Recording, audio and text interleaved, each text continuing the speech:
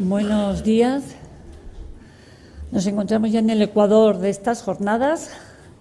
Vamos a empezar con la segunda mesa redonda.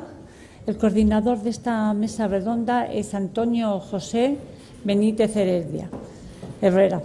Es su director general de Ordenación, Evaluación Educativa de la Secretaría General de la Junta de Andalucía. Su vida laboral ha estado siempre unida a la educación. Es inspector educativo, ha desarrollado distintos cargos en la Administración educativa y además forma parte del grupo de trabajo de la Asamblea Nacional, del grupo de trabajo educativo, por supuesto educación, de la Asamblea Nacional de la UNESCO. Es además director de la red PIVA. La red PIVA es una réplica a la red Comba. Fueron la primera réplica que salió de Combas fue en esta comunidad, en Andalucía, y actualmente están trabajando con este proyecto, con este programa, un gran número de centros, del orden de los 228 centros, creo aproximadamente que son, lo están llevando a cabo este proyecto. Por tanto, se supone que él es un gran experto en competencias clave. Vale, Antonio, tiene la palabra. Muchas gracias, Elena, por la presentación. Buenos días a todos y a todas. Y quiero, en primer lugar, agradecer al Ministerio la invitación que me ha hecho para coordinar la mesa número 2 y, sobre todo, por darme la oportunidad de compartir este espacio con Rafael, con María Esperanza, con Rita y con Manolo. Lo tenéis en vuestros programas, los nombres, los apellidos completos y también a lo que se dedican. Básicamente están en el área de formación y Esperanza pues también está en estos momentos pues más dedicada a la gestión de todo esto en la administración valenciana. Sería imposible en el espacio que nos han dado de tiempo pues exponer el currículum tan amplio y rico que tiene cada uno de ellos y como no hay tiempo pues no lo podemos hacer, pero sí deciros que sí vamos a tener tiempo seguro para comprobar que de sus intervenciones vamos a extraer pues reflexiones muy ricas y muy interesantes. El escenario en el que se va a desarrollar la mesa número 2 tratará sobre las competencias claves y la gestión en el aula. La gestión en el aula es una de las principales tareas, por no decir la principal tarea del profesorado. Podríamos decir en términos coloquiales que la gestión en el aula es la hora de la verdad en la aplicación del currículum. Creo que tras la excelente exposición que hace Joan Mateo, lo que vamos a ver ahora es muy interesante, porque es ver en qué medida todo lo que se ha explicado, se ha comentado por Joan, se tiene que traducir en la práctica y en la realidad. Es la hora de la verdad, he dicho, es la hora de valorar lo planificado y de ver cuáles son las repercusiones que se producen en el proceso de enseñanza-aprendizaje. Por lo tanto, el tema que nos ha tocado es un tema de gran complejidad y espero que podamos ser suficientemente ágiles para acotarlo y tratar lo esencial. La gestión del aula está ligada en cierta medida pues a aspectos generales conocidos por todos, como son los metodológicos, los organizativos y la participación. Pero hay que destacar, y a mí me gustaría destacarlo brevemente, que además está en cierta medida mediatizado por el contexto escolar, por el contexto social y por el contexto familiar. Este contexto determina la acción educativa del centro y del aula, lo recoge en su proyecto educativo. Y, cómo no, el contexto también determina en cierta medida las estructuras formales de la acción educativa y también del currículum oculto. El aula hay que entenderla como una estructura sistémica, donde todos los elementos y factores que inciden en la misma están íntimamente relacionados y, por tanto, cualquier variación que introduzcamos en uno de ellos va a influir en los demás. En definitiva, cualquier enfoque o modificación que se produzca en las estructuras curriculares, organizativas o de los elementos de calidad que se producen en la educación va a tener una repercusión directa en la gestión del aula. Y son muchas las variaciones, las modificaciones que se producen en educación. No siempre, desde luego, consensuadas y no siempre fáciles de aplicar. Impulsadas, desde luego, por una sociedad plural, diversa y en continua evolución. Así como también, no cabe la menor duda, por los rápidos avances científicos y tecnológicos que se producen en la sociedad que nos ha tocado vivir. Por ello, la gestión del aula conlleva que sus gestores, es decir, básicamente el profesorado y el personal de apoyo, que estén atentos a los frecuentes cambios, ajustes y adaptaciones que se producen en el ámbito de la educación y que inciden de forma más o menos directa en el aula. Hay muchos enfoques, muchos cambios, muchos aspectos que inciden en la gestión del aula. Yo destacaré algunos brevemente. Destacaría en primer lugar los cambios en el marco normativo general. En este sentido, os recuerdo que desde una visión meramente estadística, en las 3 últimas décadas llevamos una media de 5,5 años por ley orgánica de educación. Las nuevas y diversas formas de entender y de atender la diversidad del alumnado desde perspectivas distintas y a veces contradictorias. La permanente búsqueda de distintas cualificaciones profesionales que respondan a las nuevas exigencias curriculares y a las prácticas docentes. El descubrimiento de formas distintas de enfoques para el desarrollo de un currículo basado en competencias.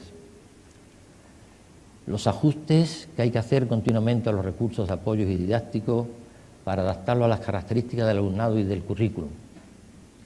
La innovación y la experimentación de distintas formas de organización y funcionamiento de los centros y del aula que faciliten nuevos modos y nuevos espacios de aprendizaje. Y la profundización en las nuevas formas y uso de la información y la comunicación en la sociedad del conocimiento. Estos, entre otros aspectos, son los retos que nos plantea actualmente gestionar un aula. Como es lógico, no es posible abordar en un poco más de una hora todos estos temas en la mesa redonda. No obstante, procuraremos o intentaremos centrarnos en algunos de estos aspectos, aquellos que los participantes y componentes de la mesa estimen que pueden ser más relevantes en un momento tan importante como nos encontramos ahora en este momento, que es el inicio de una nueva reforma del sistema educativo. Pérez Gómez dijo que el rol del docente se ve expuesto a un contexto de aprendizaje y de demanda continua que exige de él estar abierto al entorno para incorporar tareas auténticas. En este escenario de cambios, la formación permanente del profesorado en competencias resulta esencial para su actualización y desarrollo profesional, siendo un factor clave, como todos sabemos, para la mejora educativa. Teniendo en cuenta que tenemos a Rita, a Manuel y a Rafael, que tienen un perfil profesional muy ligado a la formación del profesorado, a mí me gustaría plantearos una primera cuestión que verse precisamente sobre la formación del profesorado. Y os plantearía la siguiente cuestión. ¿Qué competencias profesionales estimáis necesarias en el profesorado para trabajar las competencias en el aula? Insisto, no pretendo ni con esta cuestión que nos habléis de lo que se hace en cada comunidad autónoma a nivel institucional, sino que desde vuestra opinión, desde vuestra experiencia, ¿Qué competencias profesionales estimáis necesarias en el profesorado para trabajar en la competencia en el aula? Disponéis, como sabéis, de 5 minutos cada uno.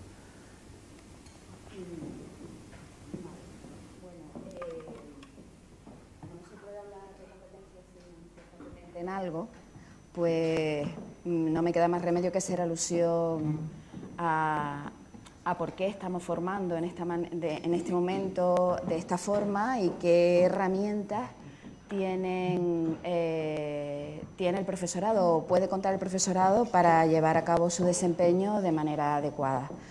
Entonces, el punto de partida que tenemos nosotros en este momento cuenta con ventajas de haber trabajado previamente el marco competencial y de una elaboración de documentación que puede facilitarle al profesorado un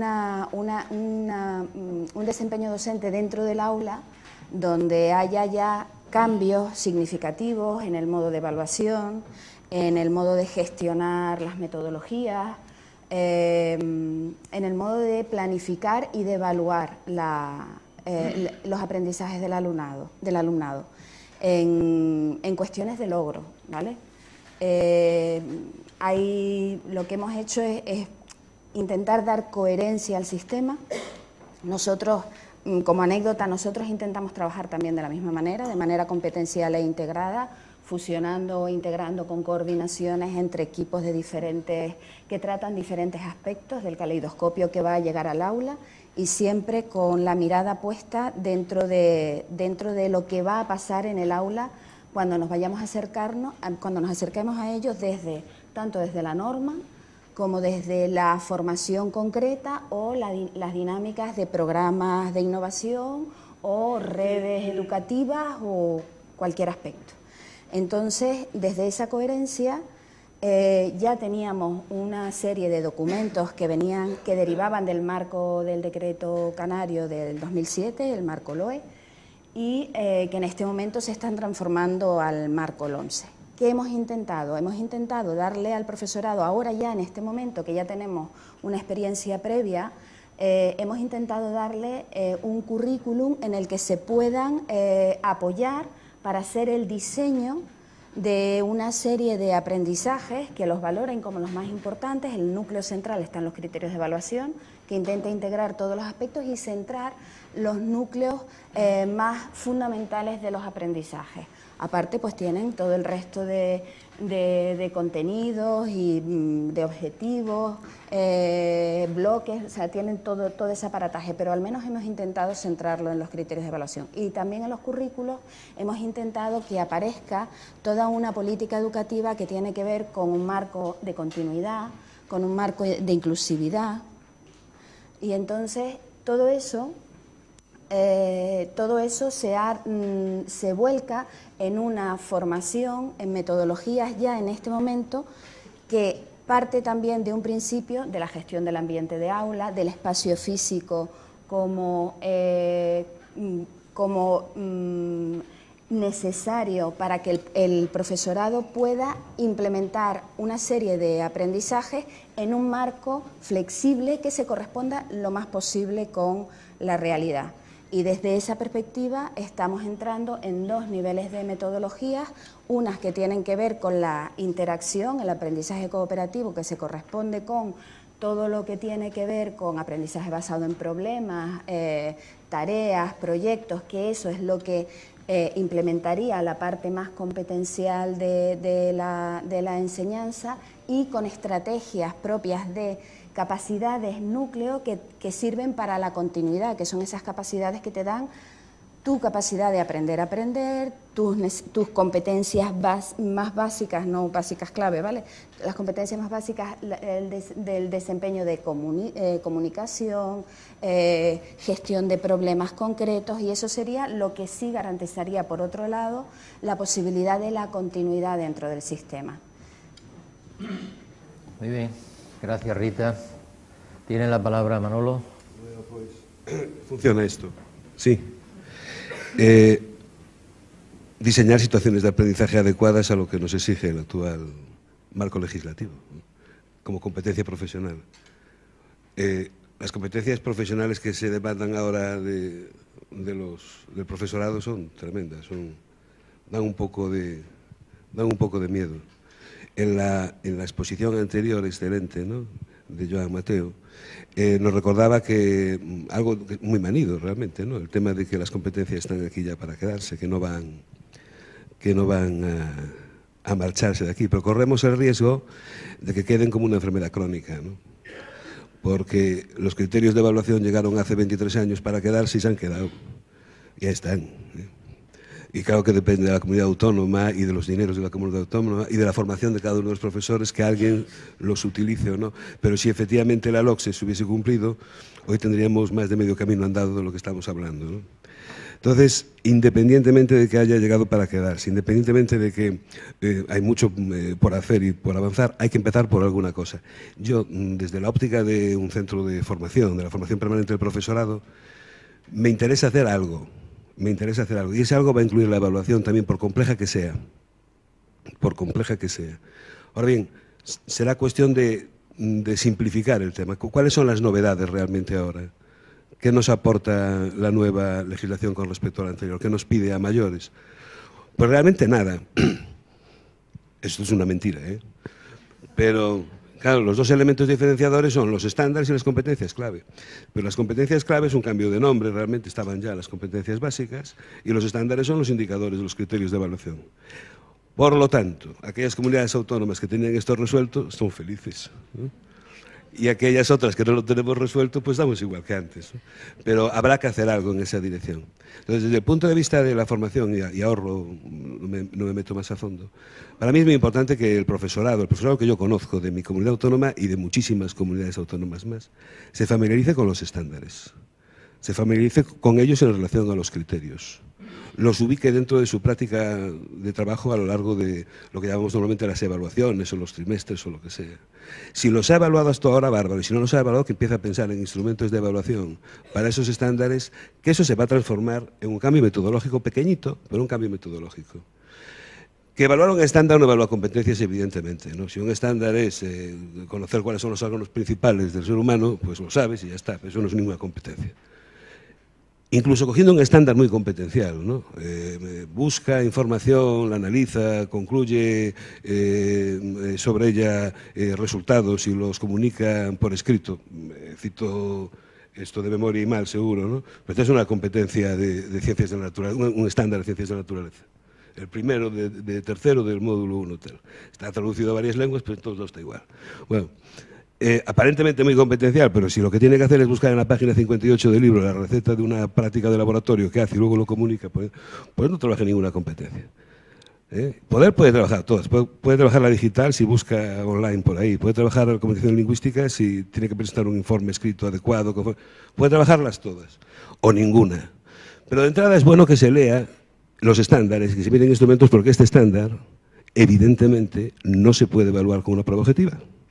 Por lo tanto, ya avanzamos algo, instrumentos de evaluación. Como vale para mucho el estándar y no me enrollo ya mucho más, si no le pongo contenidos vale para cualquier cosa. Por tanto, para ser de ciencias de la naturaleza habrá que buscar un contenido de ciencias de la naturaleza ya al lado. Y eso creo que se ha hecho un esfuerzo en todos los currículos que se han desarrollado en los distintos decretos para integrar este tema de forma excelente, incluso llegando a introducir las competencias. Pues veíamos ayer en Valencia, en Andalucía, excelente, en fin. Pero si nosotros conseguimos analizar los estándares, nosotros podremos introducir un pequeño elemento de cambio metodológico y que además, incluso para el profesor más tradicional, más alejado ya acabo, va a encontrarse en una situación cómoda. Segundo paso, y termino, ¿no? Una vez dicho eso, habrá que decirles que hay que contextualizar para evaluar y conseguir desenvolver adecuadamente las competencias. La creación de esos contextos, lo que podemos llamar una unidad integrada, una tarea, lo que sea, la creación de esos contextos es realmente el trabajo importante del profesorado en aula y que genera el resto de las necesidades. Y eso se va a ir construyendo. No se puede pensar que un centro totalmente separado de este tema mañana tenga miles de unidades didácticas, se va a ir construyendo. Y al irse construyendo se construirá el perfil competencial. se va a ir construyendo. Yo de todas maneras recuerdo, y acabo ya, lo juro, que hace 24 años en una situación parecida a esta, alguien hablándome de la LOCSE, de implantación de la LOCSE, me dijo que tranquilo, porque hay por delante toda una carrera profesional, tienes 30 años por delante para llevar a cabo todo eso. Y bueno, pues han pasado, y a ver si ahora no pasan 30, a ver si quedan 2 años. Gracias, Manolo. Rafael, tienes la palabra. Sí, ¿se me oye bien? Sí. En Baleares, a la espera de que se publique la orden que regula las competencias clave y aprovechando que hubo mucha formación en competencias básicas en años anteriores, lo que hemos hecho ha sido centrarnos en dos principios que pensamos que son muy importantes para poder trabajar las competencias clave en el aula. Uno es recursos pedagógicos, que es lo que hablaré en esta primera intervención, y un segundo pilar es los paradigmas pedagógicos que pueden propiciar el trabajo por competencias clave. Ortega y Gasset, en 1936, dijo que la escuela como institución de un país recibe una presión del aire social que es mucho más potente que la presión pedagógica, que decía que es artificial, que se crea dentro de las paredes de un centro educativo. Y concluía diciendo que cuando se produce la ecuación entre la presión de un aire y de otro es cuando la escuela es buena. Pero bueno, no hace falta ir al 36. Ferran Castelló también dijo en 2011 que la escuela que se ha creado para educar y orientar a nuestros niños y adolescentes evoluciona de una forma mucho más lenta de lo que evoluciona la sociedad que la ha creado. Y eso es evidente. El sistema educativo no puede variar tan rápidamente como varía la sociedad que crea ese sistema educativo. Y en eso creo que estamos todos de acuerdo.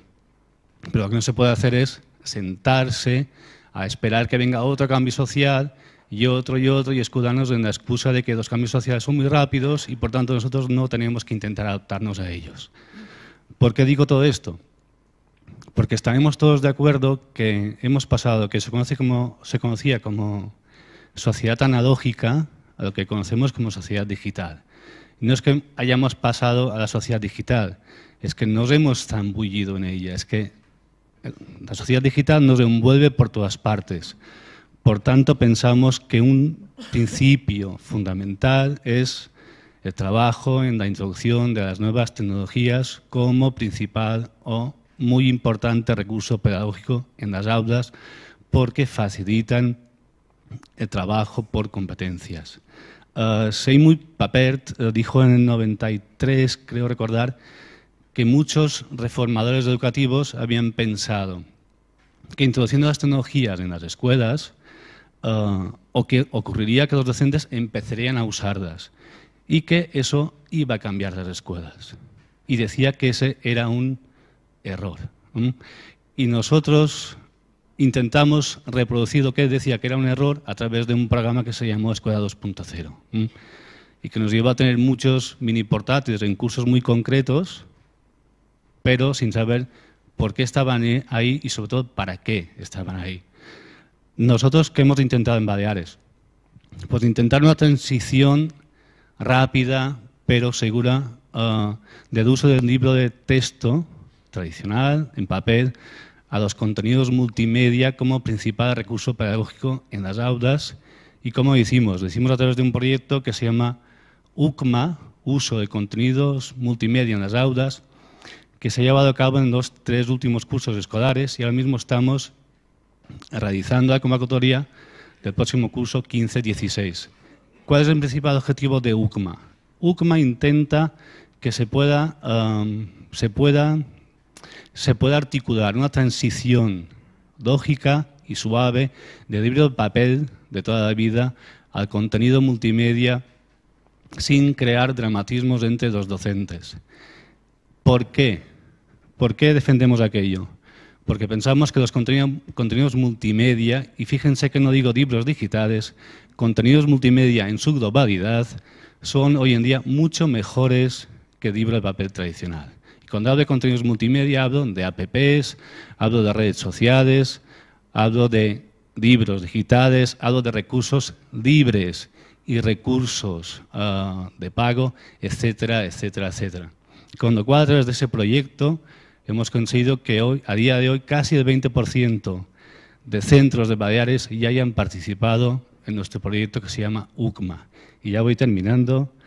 Y otra forma de incidir en ese tránsito obligado, pensamos nosotros, de sociedad analógica a sociedad digital en las aulas es a través del programa de formación a distancia. En 3 años hemos variado el 90% de nuestros cursos de formación a distancia. ¿Por qué? Porque no se incidía en el uso pedagógico de las nuevas tecnologías. Se daba mucha formación instrumental, pero no formación en su uso pedagógico. Y nos encontramos, por ejemplo, en que en alguno de estos cursos no se citaba ni una sola vez la palabra alumno, alumnado o centro escolar. Por tanto, nuestro trabajo ha sido variar casi el 90% de ese programa de formación a distancia para incidir, repito, en uso pedagógico de nuevas tecnologías. Muy bien, gracias, Rafael. Bueno, ha transcurrido ya el turno de las 3 intervenciones. Son 3 posiciones quizás distintas en algunos aspectos, en otros coincidentes.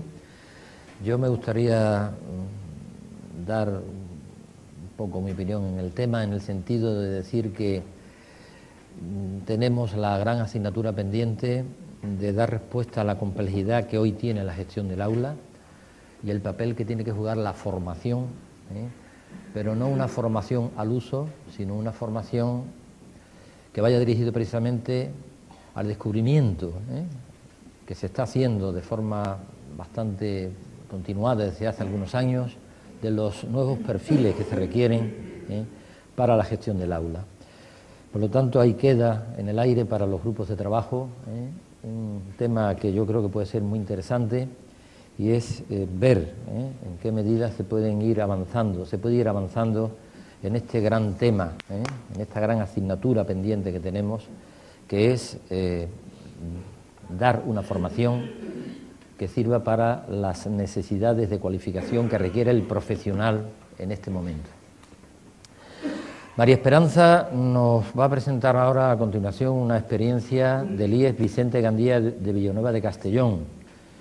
Es dar un salto más hacia el aterrizaje en tierra firme, y por tanto María Esperanza nos va a dar un enfoque lo más ajustado posible a la experiencia que desarrolla en el centro, en el IES, pero poniendo el acento básicamente en cuáles son las condiciones y las estrategias que se llevan en la gestión del aula para el desarrollo de las competencias clave.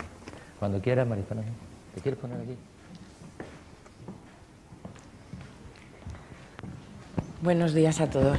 Ahora me toca a mí, como representante de mi centro, que me da mucha alegría poder estar aquí en su representación, de mostraros un poco en cómo un centro que lleva años formándose en esta dirección ha conseguido materializar en el aula en cierta medida todo lo que hemos oído aquí esta mañana y qué dificultades tiene en este momento para realmente terminar de hacer que esto sea una realidad.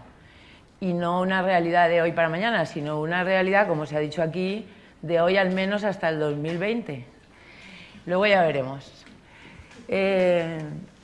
Mi instituto, el IES, es un instituto. Eso también es muy interesante porque se ha dicho aquí que en los institutos las disciplinas, el tema competencial, que es interdisciplinar, es muy complejo y tal, y yo voy a demostraros que es verdad y cómo habría que proceder también con cuidado en un centro de secundaria para hacer que las competencias sean nuestro horizonte y el rigor disciplinar, que sabéis que los profesores de enseñanzas medias se toman tan en serio porque es su trabajo, también se tiene que mantener. Y ese equilibrio, ¿no?, esa integración de los contenidos y las competencias, a medida que el sistema se va avanzando y se va especializando, es cada vez más exigente y se tiene que hacer mejor hecho, pero se tiene que hacer.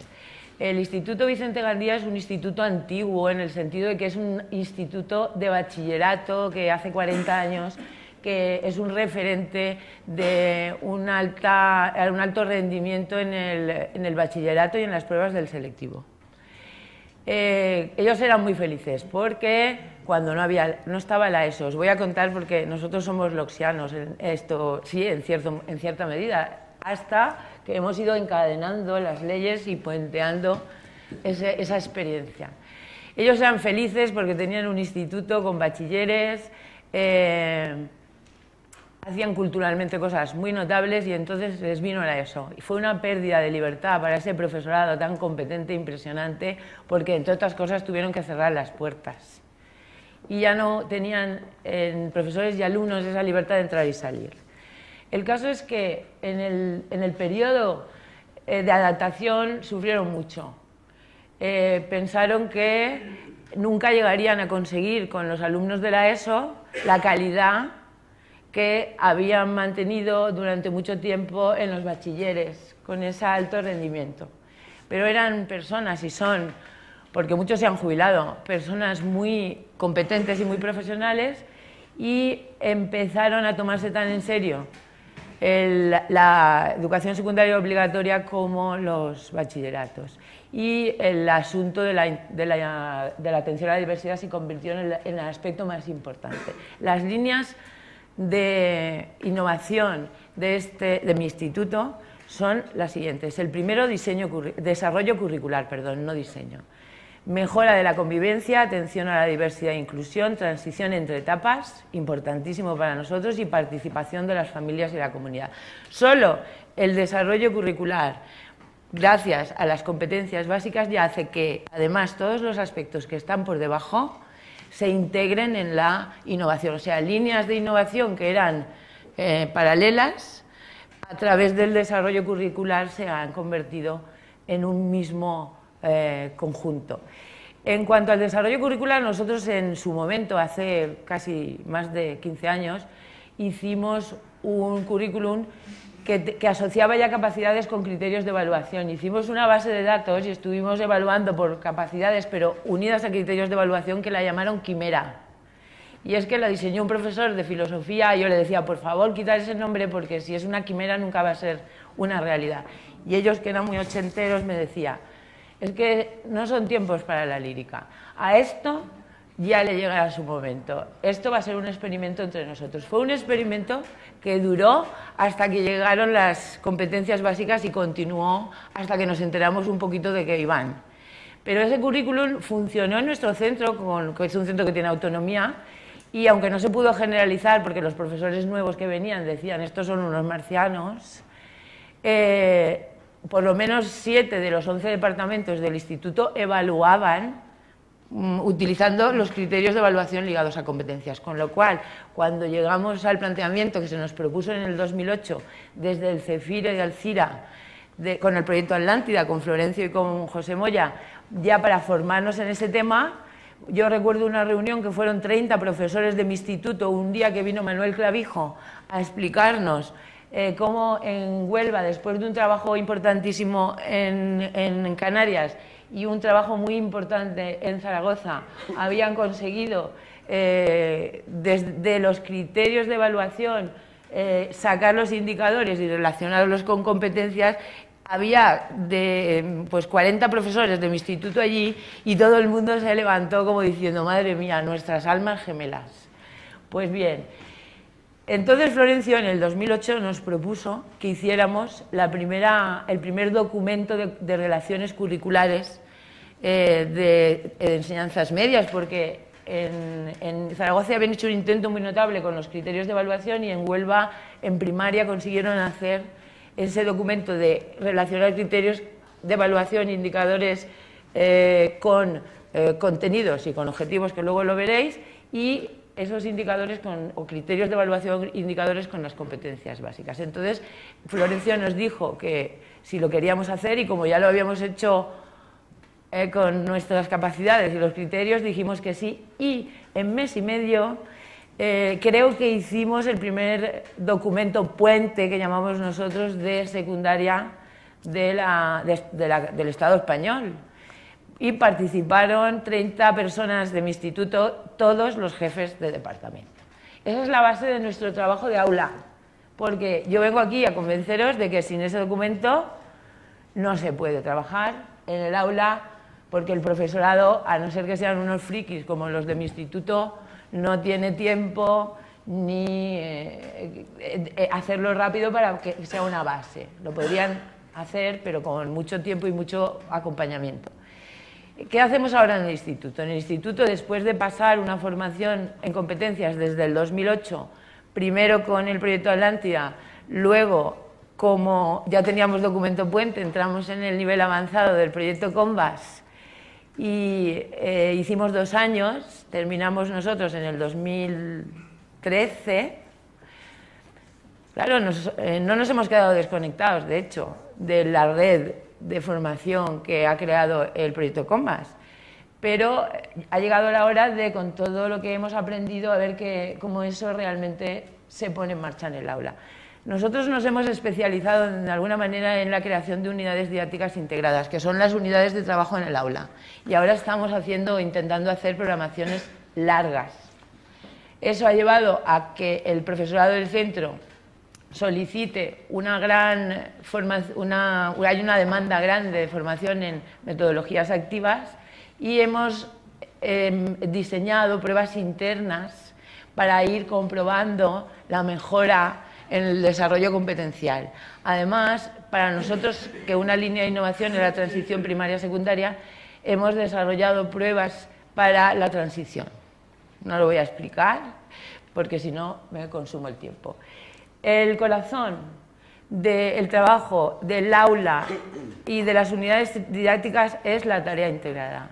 La tarea integrada es la que hace que se siga haciendo en el aula lo mismo que estábamos haciendo, porque los profesores toda la vida han enseñado muy bien contenidos y han desarrollado actividades muy buenas, pero descontextualizadas de la elaboración de un producto. ¿Qué tienen que hacer los alumnos y para qué?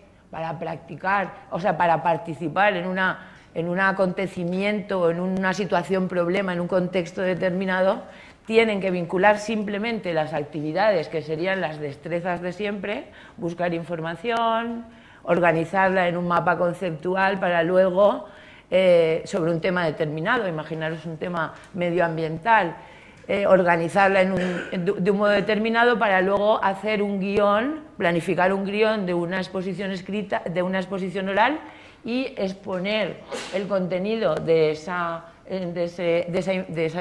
información que han buscado en un foro público sobre unas jornadas intercentros sobre sostenibilidad. Eso serían las destrezas. Pero para hacer bien eso tienen que tener un dominio de un nivel más bajo que es muy importante, que son los contenidos disciplinares. Y ese dominio se tiene que consolidar para poder hacer bien las actividades. Y ese sería el tema de los ejercicios. No es cuestión más que de que veáis el esquema, no de que no se ve el contenido. Este es el documento puente.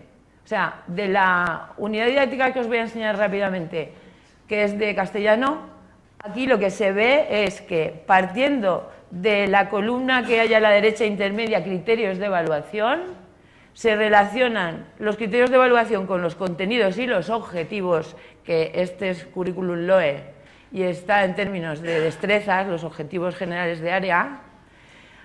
Y si nos vamos para la derecha, como ha dicho esta mañana Joan, y si los criterios están redactados en términos de resultados de aprendizaje, tú puedes partir los criterios en los procesos en los que se descompone, intentando que cada indicador tenga proceso, contenido y contexto o naturaleza de la ejecución, que es una mini situación de enseñanza-aprendizaje, y eso es lo que se relaciona con las competencias básicas.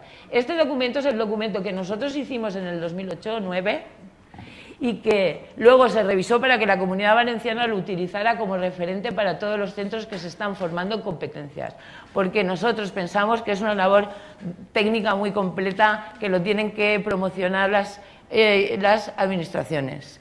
Y es muy difícil para el profesorado empezar a hacer cosas de aula sin este documento, que es un puente entre el diseño curricular y el trabajo de aula. Partiendo de aquí, tú haces tus programaciones didácticas. Estamos en el aula y yo soy la profesora de cuarto de la ESO de castellano. Pues he elegido una de castellano porque las tenemos en valenciano. Soy la profesora de cuarto de castellano y quiero que mis alumnos aprendan a hablar en público y a utilizar argumentos. Y la tarea es, quiero que es hacer ¿cómo se llama? El programa este que cuentan, que hacen parlamentos graciosos, es un concurso de eso. Monólogos, exacto. Pero es un concurso en el que participan entre los institutos de la zona. Entonces, todas las actividades van dirigidas a que el alumnado pueda construir ese parlamento, representarlo, se vota entre el clase y el que gana va a concurso público, digamos, ¿no? Claro, ahí aprenden no solamente a hacer una exposición oral graciosa, sino que aprenden además lo que es un texto argumentativo. Y, vamos, eso como contenidos. Solamente os digo, esta es la forma, que es muy fácil de presentar una tarea, pero mirad, hay que darle contenido curricular, porque no se trata de hacer cosas graciosas y no poder demostrar lo que se ha aprendido.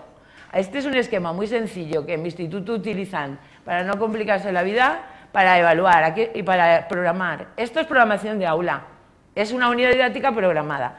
Contenidos, indicadores de evaluación que son los criterios de evaluación, asociados a competencias y todos los recursos didácticos, que luego hablaremos de eso, que se necesitan para llevar a cabo esa unidad didáctica. Esta es la unidad de planificación. Se convierte el criterio de evaluación y los indicadores en objetivos didácticos, cuando además tienes garantizado que estás trabajando todos los contenidos con los que lo has relacionado. Yo quería terminar hablando de si yo, que soy profesora de mi instituto, os había preparado esto mucho más larga. Sí. Mirad, estos son los resultados de mi instituto. Si nosotros que éramos he hecho un DAFO y todo, o sea que ya la veréis. Si somos un instituto que teníamos un porcentaje de aprobados en el bachillerato y teníamos prestigio porque teníamos muchos premios extraordinarios y el objetivo durante muchos años, eso no ha sido de la noche a la mañana, era llevar a la ESO y a los programas específicos a ese lugar, nosotros hemos hecho, a propósito, desde hace 7 o 8 años, un seguimiento de cómo vamos avanzando en ese sentido y mirar que cuarto de eso es azul, segundo de bachillerato es rojo, seguimos siendo muy buenos bachilleres, y verde es los programas de cualificación profesional inicial.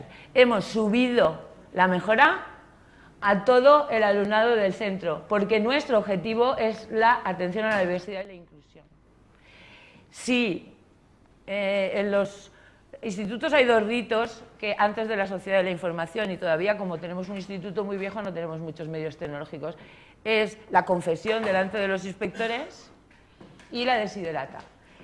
¿Qué querríamos nosotros como instituto que pasara para poder continuar en esta dirección y seguir sacando buenos resultados? Definición consensuada y estable de los aprendizajes imprescindibles y estabilidad en los diseños curriculares. Nosotros no podemos hacer ese trabajo tan impresionante y que cada cierto tiempo nos lo cambien. Documentos puente que orienten la integración curricular. Esto es preciso para la gente. Apoyo a la autonomía de los centros para el desarrollo curricular. Orientación por parte de la Inspección Educativa para la elaboración de programaciones didácticas. Itinerarios formativos completos que hagan sostenible la innovación. Si es un proyecto de innovación, se acaba. Si es un proceso de formación continua, permanece. Procedimiento para la certificación de las competencias clave y formación para realizarlo. Resulta que no sabemos trabajar por competencias y nos piden al final que certifiquemos a los alumnos por competencias, a los alumnos que van a pasar sin titulación. Eso es terrible para los institutos. Y, por supuesto, que las pruebas de cuarto de la ESO y de bachillerato sean disciplinares pero competenciales, porque si no nos volveremos esquizofrénicos. Si los vamos a preparar para una cosa y los van a examinar de otra, se acabó y no podemos ni movernos. Y no tenemos dotación para hacer realidad el mundo de la tecnología, y los libros de texto nos tendrían que ayudar porque todo lo podemos hacer solos. Muy bien, gracias.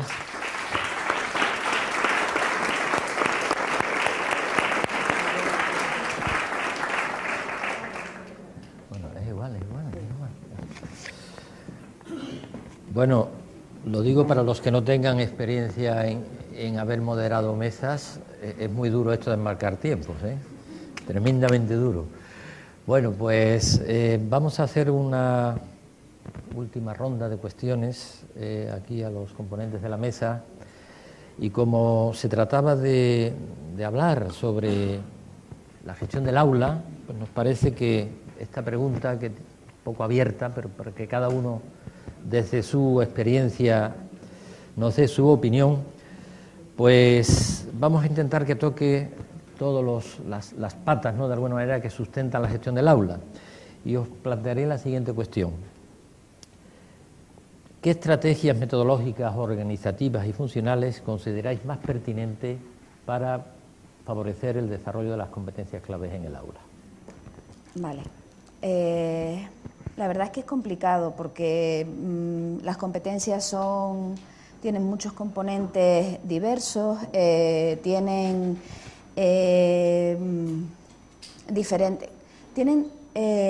diferentes elementos que las conforman y que hacen que sea complejo el acercarse a ellas. Tiene un carácter multifacético que tiene que ver con actitudes, valores, procesos cognitivos y además las diferentes características de cada una de ellas. Entonces nos encontramos con que lo primero que podemos hacer cuando no tenemos más herramientas, y además yo creo que es un proceso en el que esto todavía no está cerrado, seguimos escribiendo, seguimos escuchando cosas, los especialistas siguen aportando información y seguimos un poco en el aire. Entonces, lo primero, lo que nos pueda dar seguridad es la variedad, una multiplicidad de metodologías y una multiplicidad de modelos.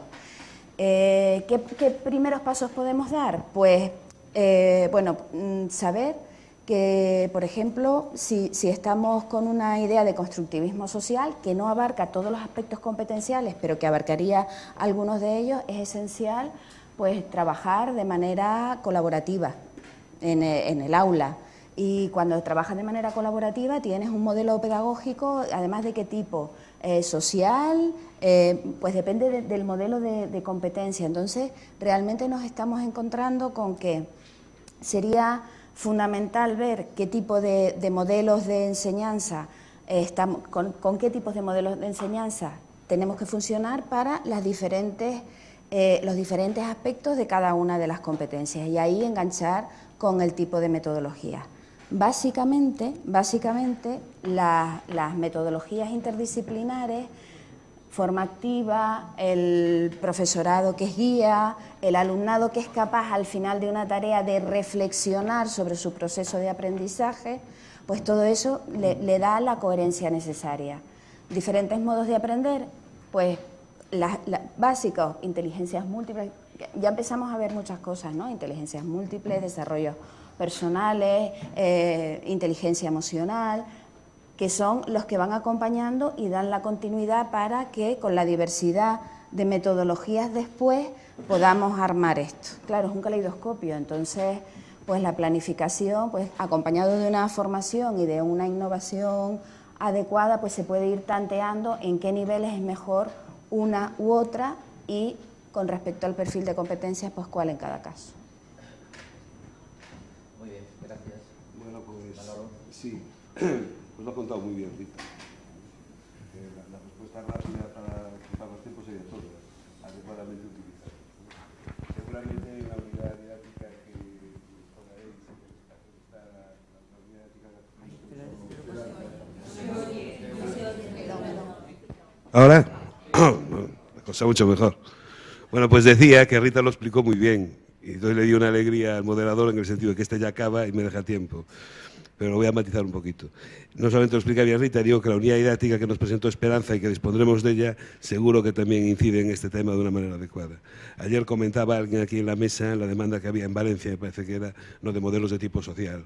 Pues sí, es cierto, ¿no? Modelos cooperativos o incluso dialógicos, hay una gran demanda en ese sentido, pero realmente el modelo que habrá que aplicar es aquel que se demande. O sea, cuando efectivamente el profesorado esté con la formación adecuada, tenga las destrezas necesarias para elaborar tareas, unidades didácticas tan completas como las que nos acaba de contar Esperanza, se le generará necesidad formativa con respecto a distintos modelos educativos. Entonces, el momento de darlo.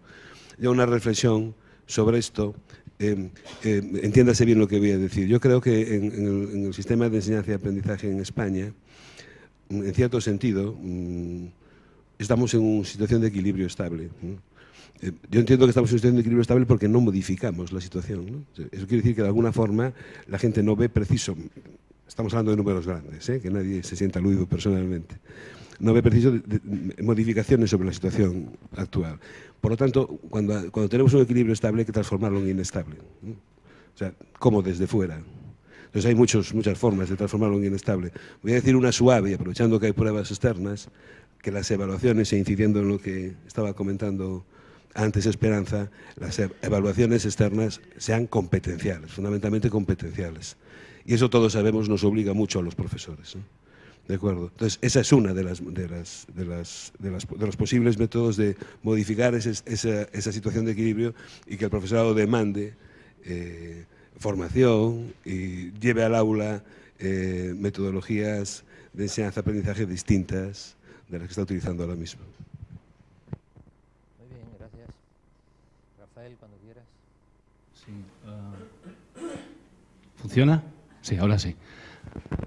En Baleares, la formación en centros, supongo que como en otras comunidades autónomas, se desarrolla a través de los centros de profesores, y aquellos proyectos que lanza lo que es el Servicio de Formación Continua siempre son proyectos de centro. UCMA, que les presenté antes, es un proyecto de centro, y el proyecto del cual les voy a hablar a continuación es también un proyecto de centro. ¿Por qué proyectos de centro? Porque pensamos que el cambio importante es el cambio de la cultura de centro, y eso se consigue a través de responsabilidad del centro, seguramente a partir de la implicación del equipo directivo. Aquellos que Sánchez Murillo calificaba como francotiradores pedagógicos ya están convencidos. No hay que convencer desde nada, ya están convencidos, ya están ganados por la causa. Por tanto, intentemos que sea el centro aquel que tire de la innovación, que tire del cambio que queremos llevar a las aulas. Y no sé si en otras comunidades autónomas ocurre, en Baleares hay una parte importante de nuestro colectivo docente que cree que se puede trabajar en las aulas a través de un enfoque sistémico y holístico. Y lo que hemos hecho desde hace 3 cursos escolares es crear un itinerario formativo dirigido a esos docentes, que son muchos, que creen que se puede trabajar el currículum oficial dentro de un marco normativo a través de un enfoque que sea sistémico, holístico y basado en la ecología activa, etcétera, etcétera. En Baleares hemos llevado a cabo 4 jornadas que llamamos de Educación por la Vida, que reúnen a más de 600 docentes un fin de semana, 600 docentes cada año, un fin de semana, llegados de todas las Islas Baleares y que vienen a escuchar innovaciones centradas en un enfoque holístico y sistémico. Con lo cual eso nos da una idea de la importancia que tiene este enfoque en muchos de nuestros docentes. Por tanto, ¿qué hemos hecho? Ese itinerario formativo lo hemos centralizado después de los 2 primeros años en un proyecto que se llama De la Tierra al Currículum, que lo que quiere hacer es intentar demostrar que dentro del marco normativo legal, dentro o a partir del currículum oficial, se puede trabajar en las aulas centrado primordialmente o centrado principalmente en un enfoque que sea sistémico, holístico, que parta del estudio de la naturaleza, de la ecología activa, de las artes plásticas, de la cocina, etcétera, etcétera, etcétera. Por tanto, lo que hace la Tierra del Currículum es crear un currículum integrado de centro, basado en el currículum oficial, que pueda desarrollarse a través de este enfoque pedagógico del que les he hablado. Ya existen o existían iniciativas privadas aquí y en otros países que defienden esa idea. Existe la Escuela Kumar de Londres, las escuelas Waldorf. En Baleares hay una ecoescuela que también es privada. Bienvenidas sean las iniciativas privadas que ponen en juego su dinero para hablar de educación y para llevar a cabo educación. Pero nuestra idea es que aquello también se puede llevar a cabo desde la escuela pública y desde la escuela concertada y que debe hacerse a través de proyectos de centro. Con lo cual, y ya voy terminando, nuestra idea es que el currículum puede trabajarse desde ese enfoque pedagógico. Y dos ideas que no quiero dejar de citar y dejaré en el aire porque no tendré tiempo para exponerlas. Nosotros pensamos también que el trabajo por competencias clave pasa también por la gestión de la convivencia escolar, pero gestión de centro, y pasa también por la gestión de espacios y de tiempos en el centro escolar. Pero bueno, como ya no hay más tiempo para hablar de ello, lo dejo en el aire por si alguien después quiere hablar de ello. Gracias. Gracias, Rafael. ¿Quieres tú, Modesto? Está en la presentación también. Yo lo que voy a añadir es cómo a partir de trabajar ese tipo de tareas, curricularizarlas después, el profesorado tuvo que actualizar metodológicamente lo que sabía hacer, perfeccionarlo y formarse en cosas nuevas que eran necesarias. Si tú tienes una buena estructura curricular y eliges 6 o 7 tareas disciplinares, luego si las haces interdisciplinares, pues mejor, pero disciplinares, y tienes que desarrollarlas bien, donde el alumnado tiene que hacer lo que has planificado, la combinación de modelos y de metodológicos es muy variada. Los institutos, los profesores son muy buenos instructores, hacen una instrucción muy buena y se enorgullecen de ello, pero se dieron cuenta de que en el mundo no siempre tienes un profesor detrás que te lo explique todo. Por lo tanto, también aprendieron a hacer instrucción a través de los propios alumnos que enseñaban a sus compañeros de documentales o expertos, y eso es instrucción. La tradición constructivista en los institutos donde hay un trabajo importante, sobre todo en mi instituto, era en ciencias.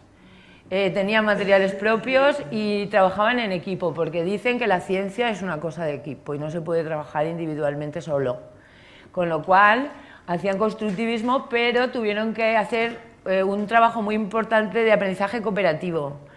Y hay un seminario permanente que son los de tecnología, ciencias naturales y matemáticas los que llevan el tema del trabajo cooperativo, porque combinan, cuando corresponde, la instrucción, los modelos constructivos con los modelos sociales. Y ahora hay mucho interés también en que los alumnos, para hacer tantas cosas en públicos y en contextos sociales donde tienen que dar la cara y hacerlo bien, lo hagan con confianza.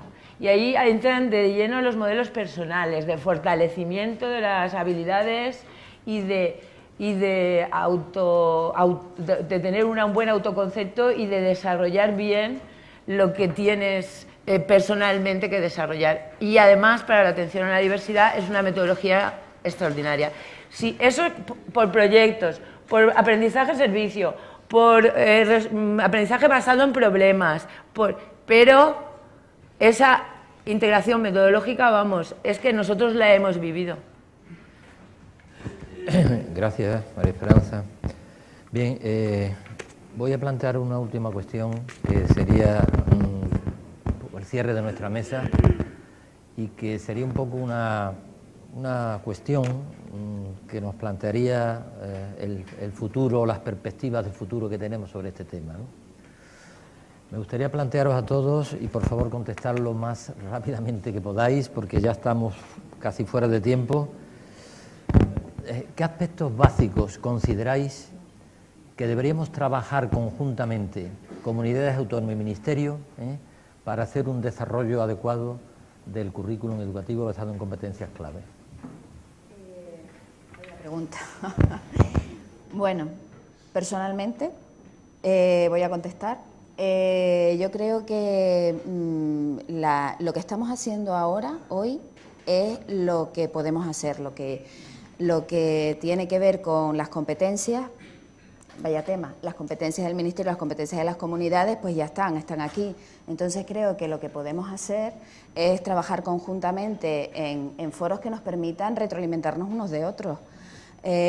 Porque después en cada comunidad, pues depende del perfil que tengan, en el punto que están, pues tenemos una diversidad, aunque es verdad que cuando estamos en las mesas y hablamos, aunque hagamos las cosas concretamente de manera distinta, sí que se puede percibir que es que vamos caminando en el mismo sentido, o sea que vamos mucho de la mano. Pero vamos, que yo creo que una iniciativa como esta que nos permita retroalimentarnos unos de otros e ir aprendiendo ya de los puntos fuertes de otras comunidades que ya hayan testado buenas prácticas y hayan sacado adelante pues experiencias que puedan ser modelos, actuar de modelaje para los demás, yo creo que es lo que se debe.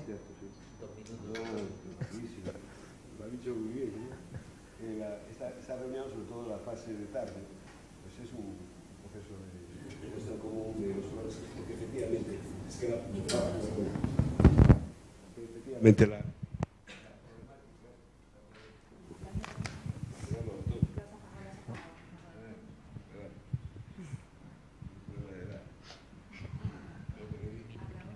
a ver. Bueno, ya van los 2 minutos, ¿no? Cuando hablamos, la problemática es muy similar. O sea, es cierto que, bueno, pues se han abordado determinados temas de una forma distinta en unas comunidades que en otras, pero tampoco tan distinta.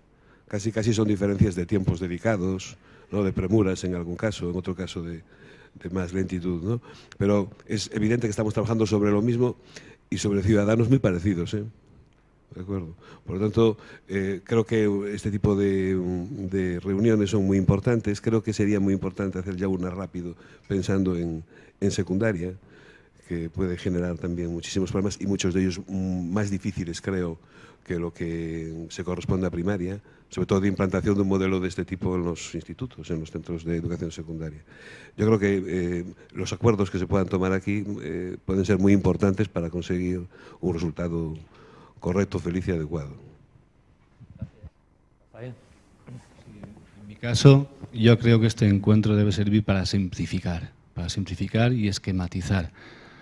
Ya estamos en que hay que profundizar, es cierto, pero al docente lo que se debe transmitir desde la administración es una simplificación de la literatura que va a tener que crear para trabajar por competencias clave. Yo creo que es fundamental que no vean el trabajo por competencias clave literatura que no es útil, sino trabajo en el aula, y que la literatura que tenga que crear sea literatura simple. Estoy hablando ahora mismo de proclamaciones didácticas, etcétera, etcétera. Y después sí pienso que estas jornadas deberían servir también para hablar de evaluación, y cómo evaluar el trabajo por competencias clave. Sí, variamos la forma de trabajar en las aulas, porque no hay que variar, o sí hay que variar la evaluación a la cual sometemos a nuestros alumnos. Yo también, claro, mi perspectiva es un poco distinta. Yo hablo desde mi centro. Nosotros hemos reflexionado mucho, sabemos que siempre ha sido así, pero con el tema de las competencias, y creemos que es tan difícil por eso, ahora no basta con ser un buen profesor, hay que ser un buen centro, porque si no, no vamos a ninguna parte, porque es entre todos. Claro, tiene que estar todo el mundo ahí implicado, no puede ser que unos participen y otros no participen. Eso no se puede obligar, al profesorado no se le puede obligar porque pueden decir que sí a todo y a seguir haciendo lo que le da la gana, eso lo sabéis. Por lo tanto, la estrategia de formación y acompañamiento es distinta, y nosotros que lo vemos como círculos concéntricos, vemos que los servicios de formación y las administraciones y el cuerpo de inspección tiene que ir por delante.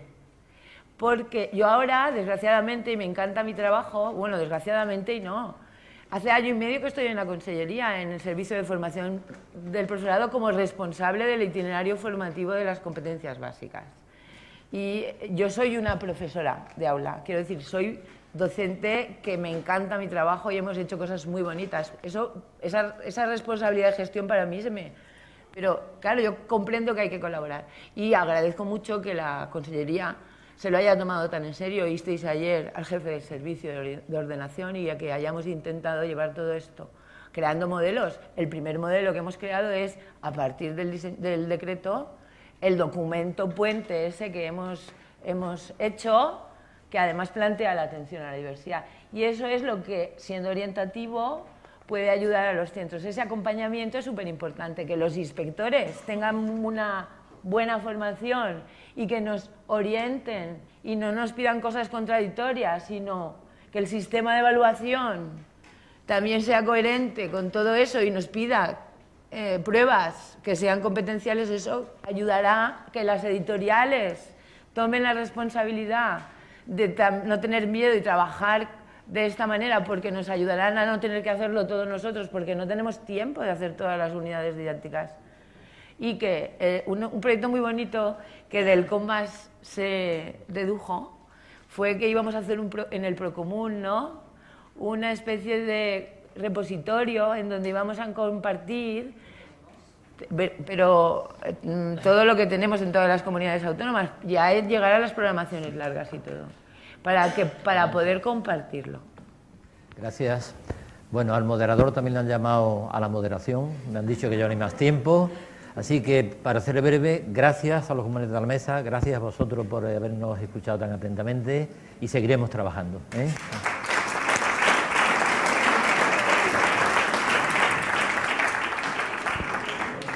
Pues nada.